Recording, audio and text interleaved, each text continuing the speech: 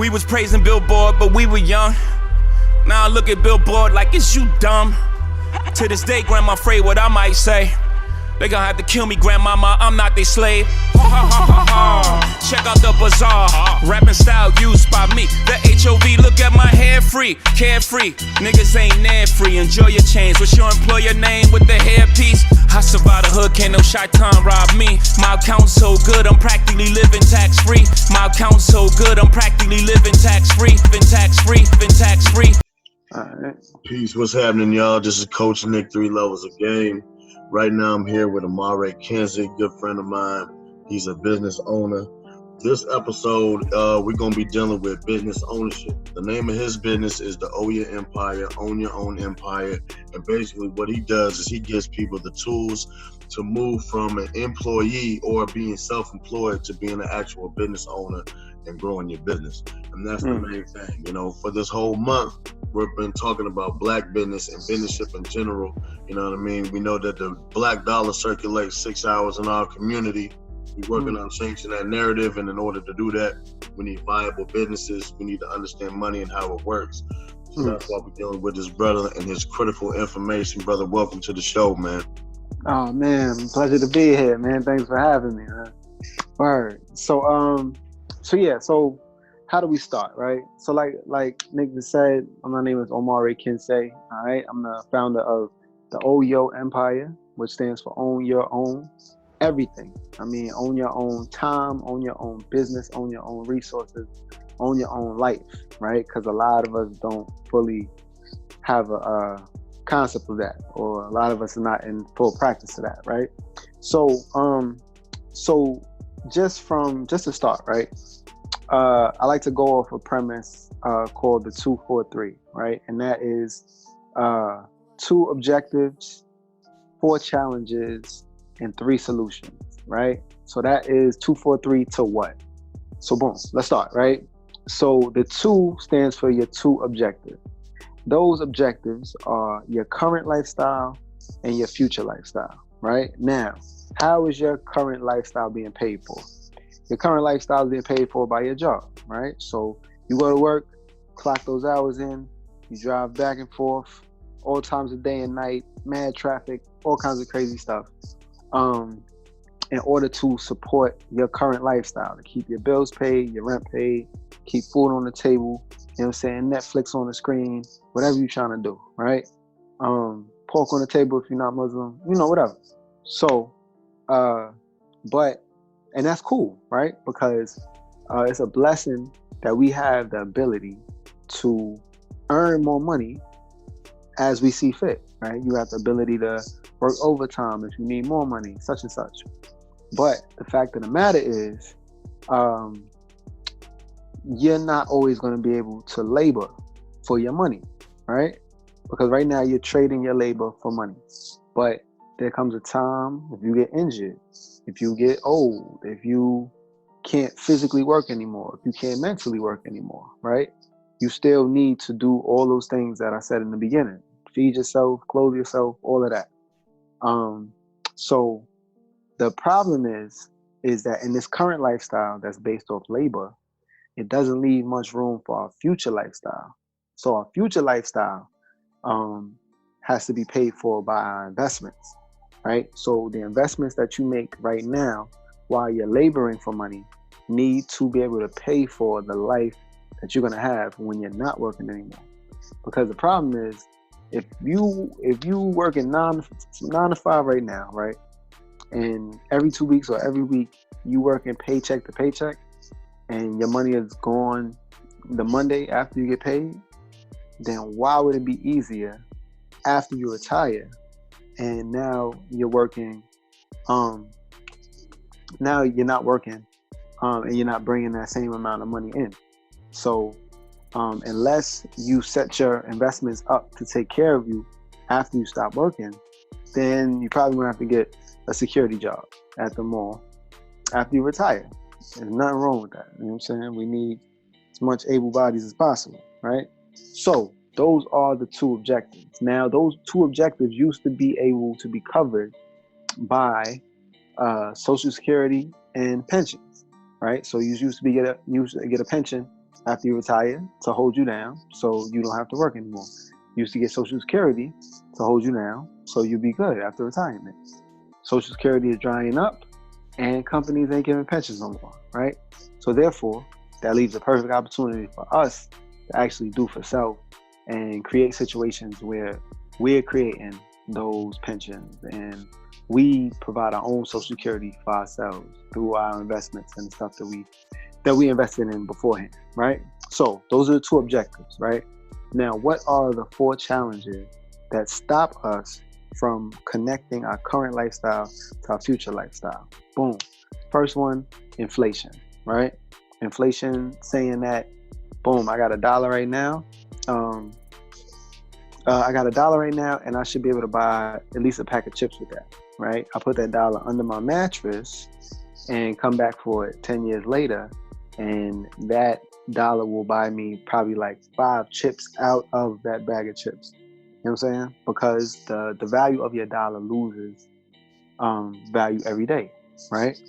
And so with that, if the value or price of all things in this country and in this world are going up every day, but your income is staying the same, then that means the value of your $1 is pretty much dropping every day, right?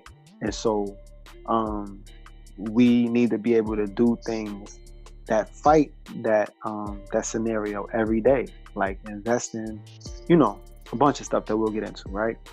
Second, after inflation. Second is taxes, right? Now, most W-2 employees get between 28 to 33% of their taxes taken off the top as soon as they get paid, right? So, question, if you went to go get an apartment, are they going to ask you for your net income or your gross income? They're going to ask you for your gross, right? They're not going to ask you for your net. They're going to ask you for your gross. Now, if your gross income is $50,000 and all the things in your life are pretty much predicated off of that $50,000, your car, your house, just a myriad of things in your life, ask you what's your gross income. They don't ask you what your net is. They don't care how much you bring home. They ask you and want to know how much is your gross income. So if I have a $50,000 gross income, but I'm only bringing home $32,000, I still need to keep up with a $50,000 lifestyle because I live in that apartment, I drive that car, X, Y, and Z. So after taxes, and taxes, let me tell you, taxes are your biggest expense. Nobody, if you, like I said, if you made $50,000, they're going to hit you for about $15,000 in taxes. Nobody I know spends $15,000 in shoes in a year. I do not know anybody that does it. And if you do, tell them, you're disappointed in them. But so after those taxes, because of those taxes and the need to be able to keep up with that gross income and all the expenses that come with it, most people are going to borrow, right? So the third challenge is debt, right? So the debt that we all get into, because if we had that $15,000 that they took from us, then we wouldn't get in debt because we would have the money to fund all the things that we trying to do. But because we don't have that, we ended up borrowing through credit cards, through loans, X, Y, and Z, and then getting hit with all kinds of crazy interest, fees, and such, and end up being, that's how we end up in a cycle of being paycheck to paycheck, right?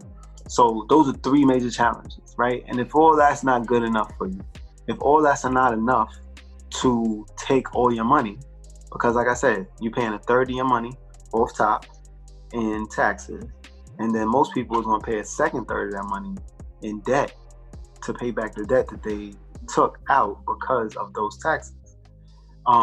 But if that's not good enough for you, right, they'll find a way to get that last third of your money through big business, right? The fact that there is a holiday every month set up, waiting for you to spend your money, right? So, New Year's, Valentine's Day, spring break, Easter, Mother's Day, Father's Day, 4th of July, back to school, Labor Day, Halloween, Thanksgiving, Christmas. And not to mention people's birthdays, anniversaries, all types of stuff.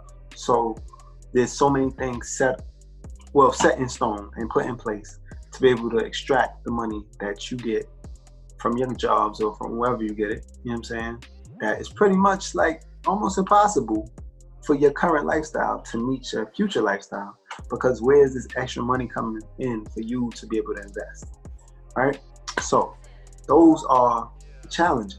Now we go into solutions, because there are solutions. Everything in life has solutions, right? So the first solution is cash flow management, right? So if you can lower your taxes by correctly filling out your W-4s or your withholding statements, right? Your W-4s are the papers that they give you when you first start a job. And those papers are telling the government how much to tax you specifically to your situation, right? Because a lot of people have been told to put a 0 on their W-4s. And that's when they were 25 with no children and fresh and young and clean, right? But now they're 50 and they still have a 0 on their W-4s, but they have 4 children, a house, cars, all this other stuff that requires them to pay less taxes, but they never gave the government that information that is their actual situation. So through cash flow management, one, we lower taxes, right? Second, through the lowering of those taxes, second, we lower debt, right? So take that money from the taxes that we were giving away to eliminate the debt that we've gained and accrued over time, right? And then after that, eliminate or lower expenses, right? Because a lot of stuff that we buy isn't stuff that we need. A lot of the purchases are emotional purchases. You know what I'm saying? Thinking that'll make us feel better at the moment, but it won't. So, by lowering those 3 things, you participate in a process called cash flow management, right? And so, through cash flow, a lot of people don't understand the difference between income and cash flow. Okay, so income is the money that you bring in. Cash flow is the amount of time that money stays. So income is measured in dollars, cash flow is measured in time. So pretty much, if you're an artist making $1 million a year, but you have $2 million in expenses, that means your money is only going to last you for 6 months. And then after that 6 months, a lot of people will end up borrowing to keep up their $2 million lifestyle, as opposed to a school teacher who makes about $50,000, but she only has $25,000 in expenses. That means that she has 2 years worth of cash flow. So she could live 2 years off that $50,000 because she only has $25,000 in expenses, right? So cash flow is king, as they say, but it's mad important, right? So that's the first part. Second part is business ownership. Now that first part is a W-2 worker, like I said, paying 28 to 33% taxes. Now the second part is business owners. Business owners pay roughly between 15 to 28% in taxes, or 25% in taxes, right? So why does a business owner pay less in taxes? It's because as a worker or as an employee, you work, you get taxed, and then you spend.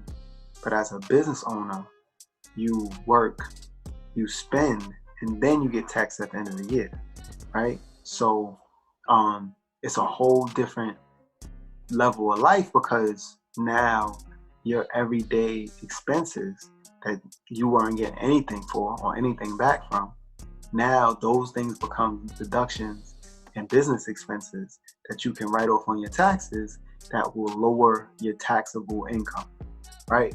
So business ownership is just ridiculously important, because if you don't own a business right now, you are getting taken advantage of in the worst way right now. You know what I'm saying? Because this country was set up for business owners, and all the perks go to the business owners. Which is why Jeff Bezos paid $0 in taxes last year after making $28 billion, because he understands tax regulations and knows how to write off on taxes and stuff like that. And he's lowered his taxable income so much through all of his write-offs and all the things that he has in his favor that he doesn't have any tax obligation. It's not his fault. He understands the rules.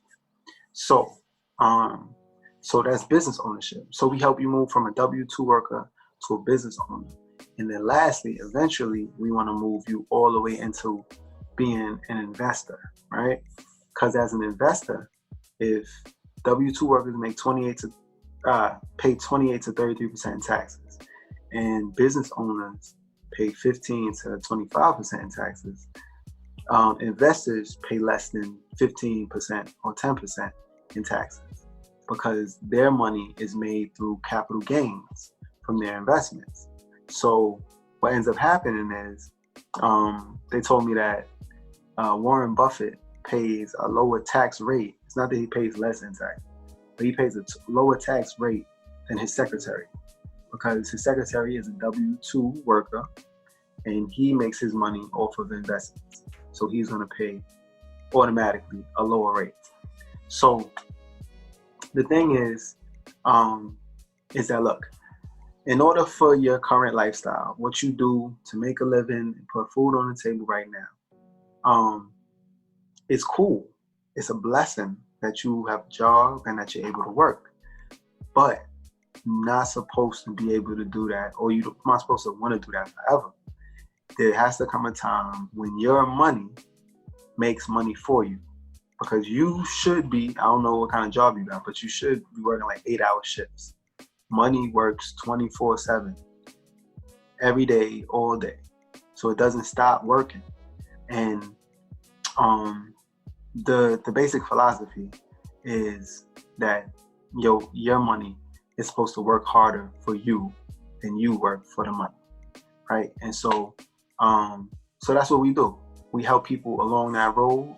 We help people establish businesses. We help people with wealth strategies that turn regular W-2 workers into millionaires. It's just a matter of numbers. You know what I'm saying? If you put your money in the right places for the right amount of time, you will end up with $1 million in a boat. Probably get a boat. You know what I'm saying? Everybody want a boat. I don't know why everybody get a boat. Nobody trying to sell. But anyway, so yeah. So that's O.Y.O, own your own. And this is the template for everybody who works a job or looking to become a business owner or establish a chain of businesses. The rules are the same. The strategies are the same. And either you're in tune with them or you are absolutely not. And it's going to make a difference in your bank account. So, yeah, man, let's just learn the sciences.